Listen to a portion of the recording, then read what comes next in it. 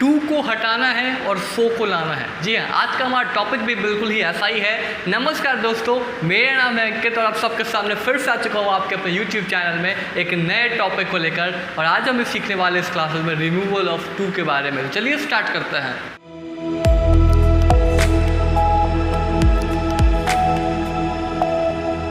आज का टॉपिक हमारा है रिमूवल ऑफ टू। ये क्या होता है, तो सबसे पहले किसी भी सेंटेंसेस में टू को रिमूव करके और इसके जगह पे एक वर्ड का इस्तेमाल करते हैं जिसका नाम है सो।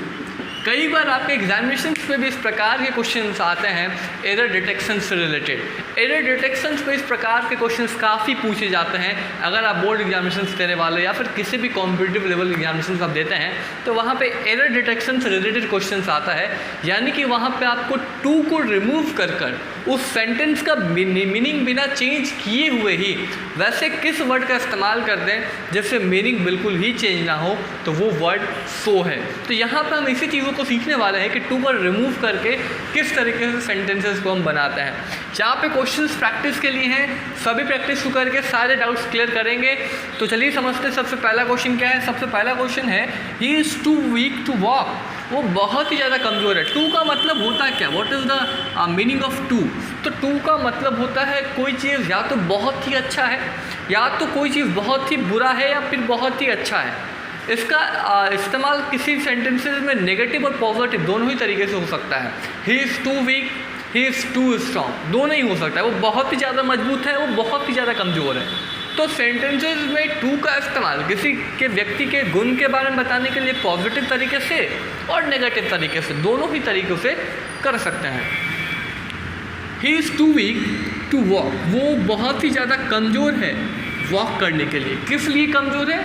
To walk. अब इसी सेंटेंसेस में हमको क्या करना है, टू को रिमूव कर देना है और उसकी जगह पे हमें दूसरे वर्ड्स का इस्तेमाल करना है बिना उस सेंटेंस का मीनिंग बदले हुए।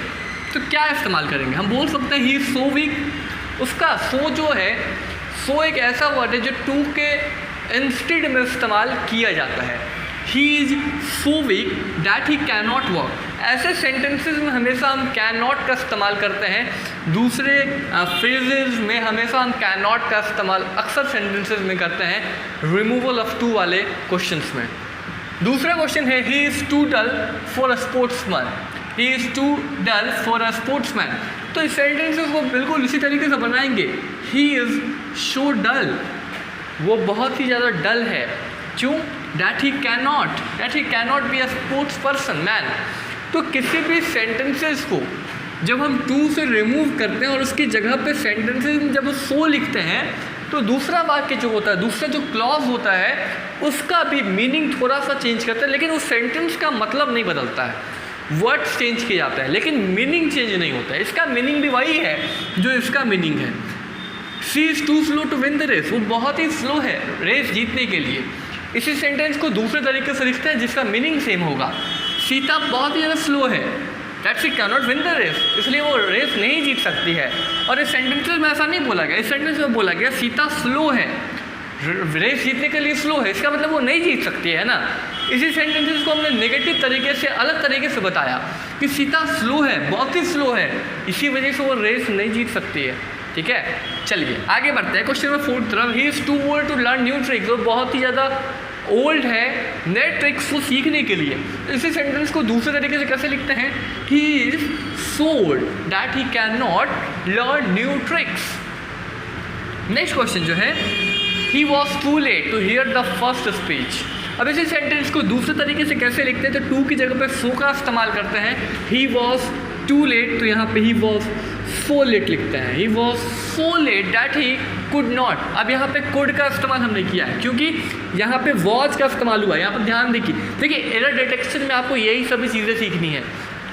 अब क्योंकि ये पास्ट टेंस का है, पास्ट टेंसेस में क्वेश्चन है, तो इसका मतलब जो वहाँ पे जो हेल्पिंग वर्ब होगा, मॉडल वर्ब्स होगा, वो भी नेगेटिव, वो भी पास्ट में होगा। तो यहाँ पे कैन नहीं इस्तेमाल करेंगे, कुड करेंगे। क्यों कर रहे हैं? क्योंकि सेंटेंस जो था वो पास्ट फॉर्म में था।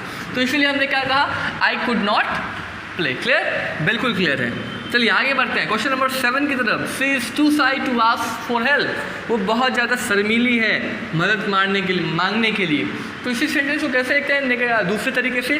शी इज़ सो शाई दैट सी कैन नॉट का इस्तेमाल करेंगे, दूसरे तरीके से ऐसे ही लिखते हैं ना आप, कई बार बोलते हैं आप she can not ask for help, इसलिए वो मदद के लिए नहीं मांग सकती है।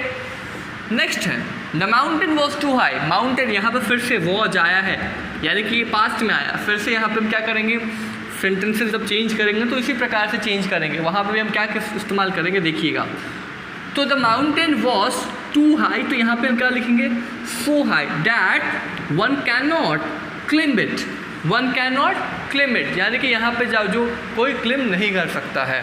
The sun is too hot to go out, sun क्या है, बहुत ज़्यादा गर्म है, टू गो बाहर जाने के लिए। The sun is so hot, sun क्या है, बहुत ज़्यादा गर्म है, इसीलिए one not can not go out, इसीलिए कोई भी बाहर नहीं जा सकता है। तो बहुत ईजी तरीके से हम रिमूवल ऑफ टू को करके सेंटेंसेस को बना सकते हैं और एरर डिटेक्शन से रिलेटेड सारे कॉन्सेप्ट क्लियर कर सकते हैं। The tree is too high for me to climb it, अब इसी सेंटेंसेस को दूसरे तरीके से कैसे लिखते हैं, the tree is so high, the tree is so high that I can not climb it, I can not climb it, clear. अब यहाँ पे आई का इस्तेमाल हमने क्यों किया, क्योंकि यहाँ पे ये सब्जेक्ट क्या था, हो जाएगा मी का आई हो जाएगा। फॉर मी किसके लिए मुश्किल हो रहा चढ़ना, मुझे, तो मी अगर ऑब्जेक्ट है तो सब्जेक्ट क्या हो जाएगा, आई ही तो होता है ना। तो यहाँ पर this tree is so high that I can not climb it. तो इसी तरीके से हम किसी भी क्वेश्चन को, रिमूवल ऑफ टू वाले क्वेश्चन को बना सकते हैं। अगर आपको रिमूवल ऑफ टू वाले क्वेश्चंस को बनाना है तो आपको पहले ग्रामर सेक्शंस क्लियर करना होगा, और ग्रामर सेक्शंस क्लियर करना है तो मेरे प्लेलिस्ट में जाके इंग्लिश ग्रामर बाय अंकित सर वाले प्लेलिस्ट में जाके सभी ग्रामर्स के वीडियोस को आप जाके देख सकते हैं और सारे डाउट्स क्लियर कर सकते हैं। उसके बाद आप सारे कॉन्सेप्ट को अच्छी तरीके से बना सकते हैं। वीडियो पसंद आया हर बार तो इस वीडियो को लाइक करना मत भूलिएगा, हमारे चैनल को सब्सक्राइब और दूसरों से भी करवाना मत भूलिएगा। मिलेंगे अगले क्लासेस में एक नए वीडियो लेक्चर के साथ, तब तक के लिए signing off, keep watching, keep learning.